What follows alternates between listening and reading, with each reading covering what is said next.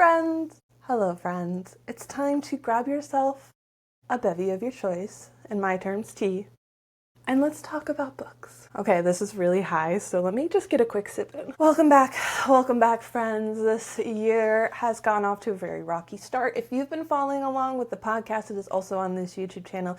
You'll have already known that I had my partner traveling a ton, which set me back. Then I ended up catching a sinus infection that led to strep throat, that led to scarlet fever, which then I caught flu A. My body had enough, and then I had an autoimmune response where my immune system started attacking all my joints and I couldn't function. But the story doesn't stop there.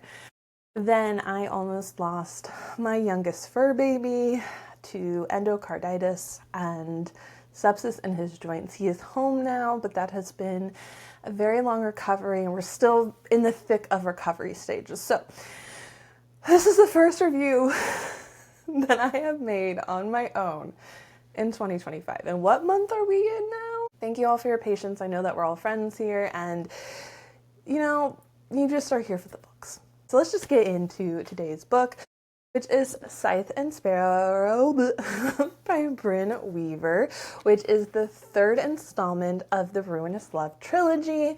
Now, I am going to give a warning here. I normally break my reviews into two parts: a spoiler free to give you a taste of the book to know if you should spend your time, which we all have a limited number of, in reading this book, and then I do a spoiler review for those that have already read it and want to have a more in-depth review.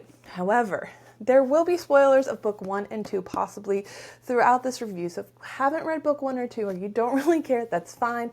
Otherwise, click away and check out I'll have links in the show notes to book 1 and 2. And if anyone got really used to me writing my own synopsis, I no longer have the bandwidth to be able to do that anymore. My plate has gotten very full, and so I'm just going to start reading the back of the book. I'm sorry about that. Maybe in the future I will have the energy to get back to writing my own, but until then, we're just going to use the one that other people put their effort in. Tea break.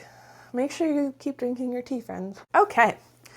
Dr. Fionn Kane is running from a broken heart when he hopes to mend in a small town, Nebraska, far away from his almost-fiance and his derailed surgical career. It's a simple life, head down, hard work, and absolutely no romantic relationships. He wants none of the circus he left behind in Boston.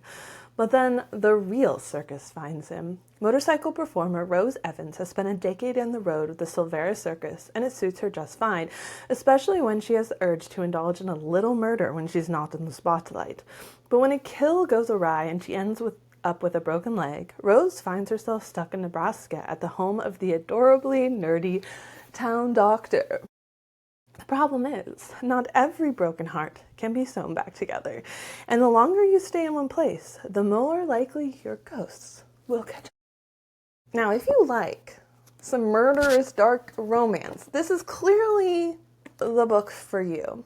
And I wanted so badly, of all the 3 books, to shout this one from the rooftops. I even have a note in my comments, because I like to make comments as I'm reading, that says, in all the ways that I hated book 2, I loved book 3. Now that lasted all about 1/3 of the book though, because what set the charm of this book quickly fell away to the one very important issue that I saw played throughout the book, which is the fact that the book was trying to catch up to the timeline of where we left off with books 1 and 2. First, this was a brilliant decision by Weaver to start the book before we have Sloane and Rowan show up with her injuries that we saw in book 1. Now, I really appreciated it, because who was this random Rose that we saw in book 1 with a broken leg, on crutches, living at the doctor's house? There was no clue, but she was sassy, she was crazy, she was a lot of fun, and I definitely feel that. I don't know about you, but for me, I wanted to know more about her in reading book 1. That led us to reading book 3, which we all know. I mean, 3 brothers, 3 books, no surprise there. The third book was going to be about Fionn.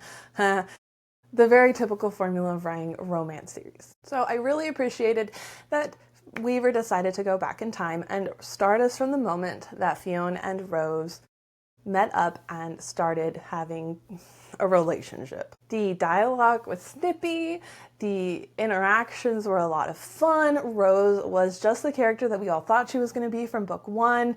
She was snazzy. And she had just a persona that was great. She pushed Fionn's buttons in all the ways that I'm sure we love in our romance books because, I mean, again, that's a trope to me.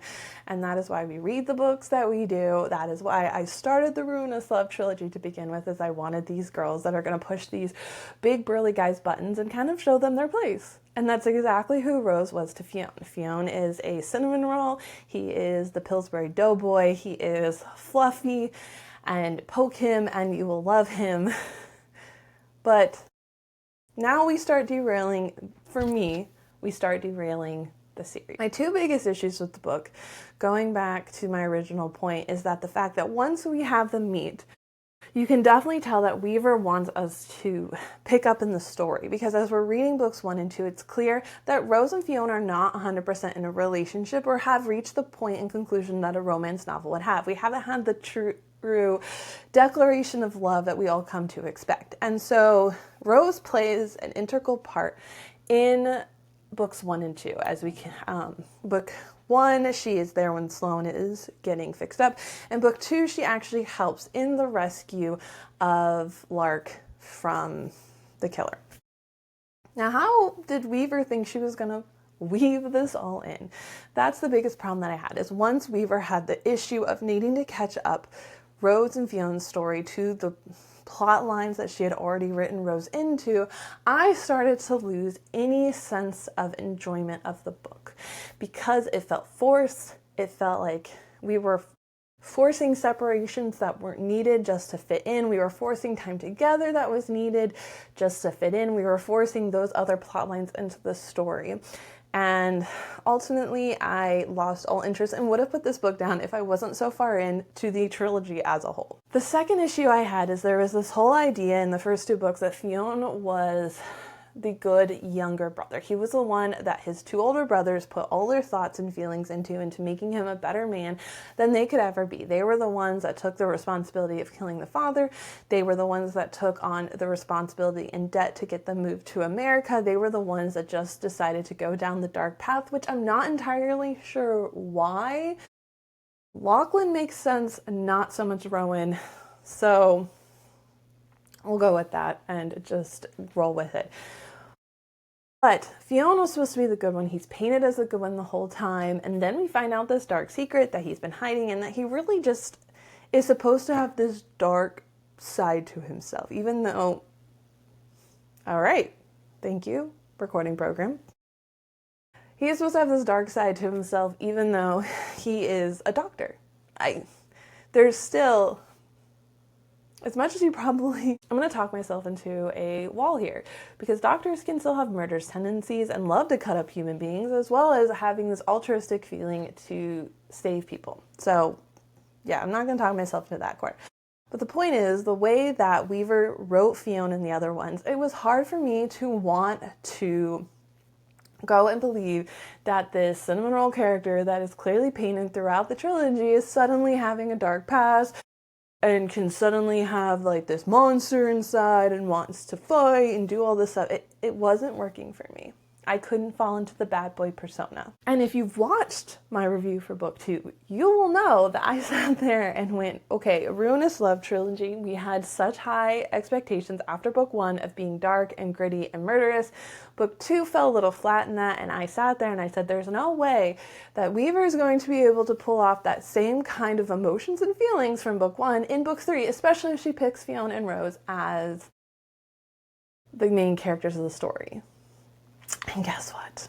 She didn't. And how is it that 3 murderous brothers happen to find 3 murderous girls that all kill for altruistic reasons? I mean, people, am I just crazy to think that people don't just automatically kill other people? Rose won the show in this book. She was not a damsel in distress. She kicked ass. I loved her. Her whippy comments.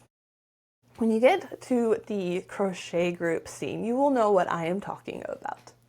And if any reason you want to read this book, that alone, just read up to that point and then toss the book away, because that moment, I have to say that might be one of the best scenes in romance history books and should go down in the history books because it was hilariously done and unexpected. Now, taking the first third of the book into account, I love the writing. It was very good.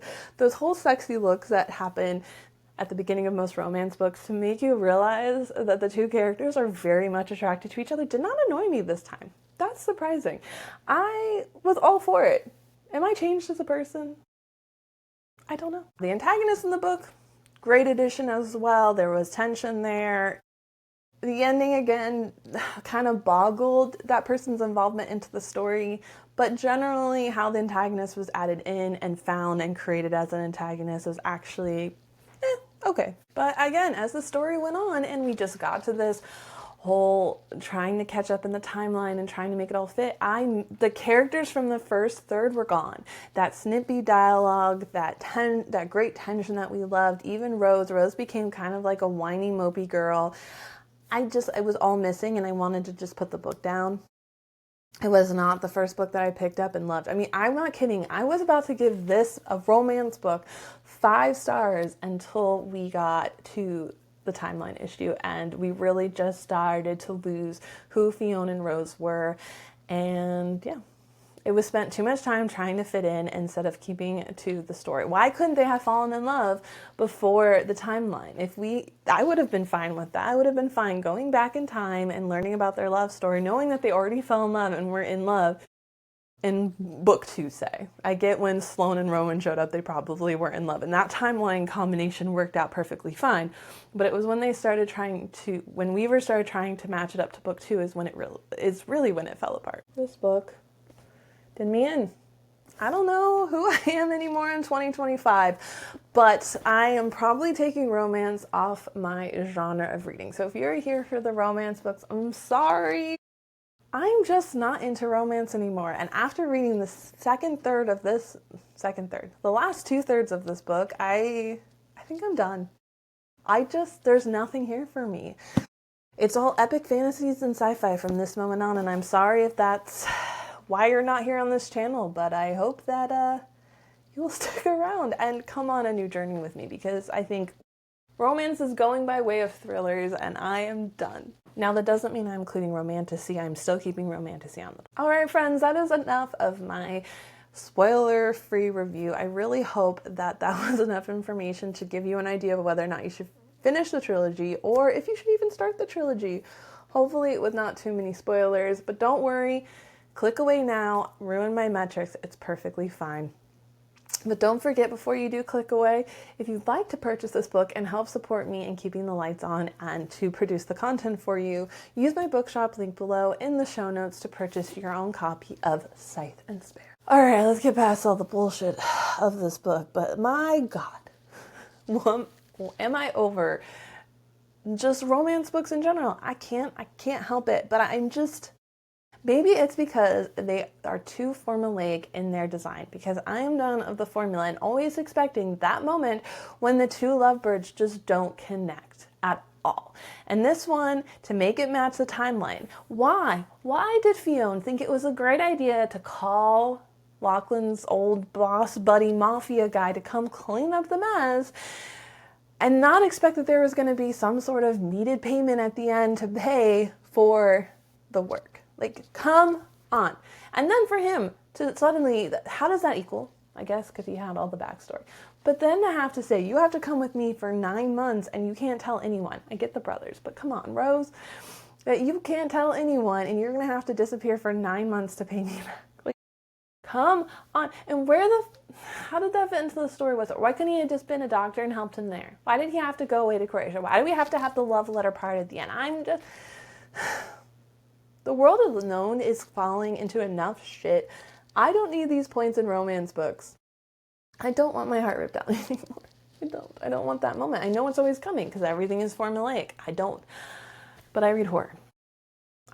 Maybe ghosty horror isn't so, but the ending also just wasn't worth the read. The moment of them meeting at the Rock with her giving up her circus and him supposedly having grown and her reading all the letters that she wrote him did not have the fulfillment that I was looking for to make me feel that everything I went for through after the first third part wasn't worth it. It wasn't worth it. My heart wasn't ripped out. It didn't make up for the pain. So many times I read romance books and then I fall in love, and then like I can make up for all the pain that you put me through. But not this time. Not this time. The letters were boring. You know, I could blame this all on myself and everything that I went through, that I'm just so numb and dead inside and have no more feelings because I cried them all out for my dog, that I am just a cold bitch right now and I can't feel anything. I'm like, all romance books, where's the substance I can talk about? I don't know. But maybe this was just a good moment to get back on the horse, and we'll just keep this one short and sweet for all of you, and you'll have just gotten more out of the first part because that is all the spoiler portion that I'm going to be sharing today. But thank you so much, friends, for sticking around as I have been tripping over and stumbling through the first part of this year. I hope to keep up with regular posting. If you don't know about the new posting schedule, the first and third Thursday of the month will be book reviews by me, yours truly, and then the second and last fourth Thursday mostly, will be podcast episodes that are mostly book focused with some author interviews. So make sure to check them out as well. And check out all the other reviews that I have on the channel as well. Yeah, my brain's just so. But don't forget, again, if you want to buy your own copy of Scythe and Sparrow, I have a link to my bookshop.org link below, and it's helpful and a great online place to buy books. That's not Barnes & Noble and Amazon. And you're able to pick your own independent bookstore to support in the process. But thank you so much, friends. I hope you have an amazing reading and that you've had a better start to this year than I